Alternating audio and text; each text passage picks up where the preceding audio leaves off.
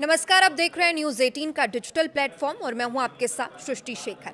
देश भर के कर्मचारियों को बढ़ी हुई सैलरी का इंतजार है। 8th पे कमीशन की चर्चा भी तेज है और सरकार संकेत दे चुकी है कि बढ़ी हुई सैलरी 1 जनवरी 2026 से लागू हो सकती है, लेकिन रिपोर्ट्स आने और लागू होने में 18 महीने या उससे ज्यादा का समय लग सकता है और यही देरी कर्मचारियों और पेंशनर्स के लिए भारी पड़ सकती है।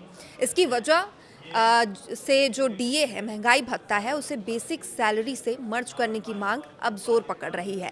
All India NPS employees federation के राष्ट्रीय अध्यक्ष डॉक्टर मनजीत सिंह पटेल के मुताबिक अगर रिपोर्ट 18 महीने बाद लागू होती है तो एरियर केवल बेसिक और डीए के फर्क का मिलेगा, लेकिन हाउस रेंट अलावेंस यानी एचआरए और ट्रांसपोर्ट अलावेंस यानी कि टीए का एरियर नहीं दिया जाएगा।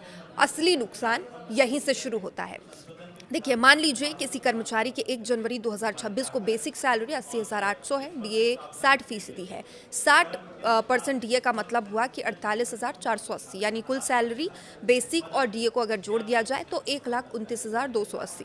अगर एचआरए 30% के हिसाब से मिलता है तो आप मान लें कि फिटमेंट फैक्टर 2.5 लागू होता है। नई बेसिक सैलरी 80,800 इंटू अगर हम 2.5 करें तो 2,02,000, लेकिन डीए 25% से नीचे आने पर एचआरए 30% से घटकर 24% हो जाता है। तो नया एचआरए 24% को 24% 2,02,000 का 24% अगर हम निकालें तो ये 48,480 है। अब फर्क देखिए कि पुराना एचआरए 24,240 था, नया होना चाहिए था 48,480, यानी प्रति माह 24,230 का अंतर। और अगर 18 महीने तक एचआरए का एरियर नहीं मिला तो लगभग 4,36,000 का नुकसान तो सिर्फ एचआरए में है। अब टीए जोड़ दे तो 3,000 महीने का और फर्क पड़ जाएगा, मतलब ये और फर्क जो है वो बढ़ जाएगा, यानी 18 महीने की देरी से 4.5 लाख से 5 लाख रुपए तक का झटका लग सकता है।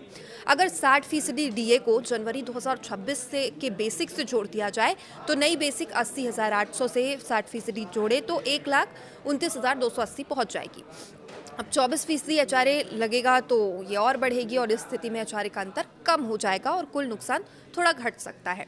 और यही वजह है कि कर्मचारी और पेंशनर्स संगठन लगातार मांग कर रहे हैं कि डीए को तुरंत बेसिक से मर्ज किया जाए।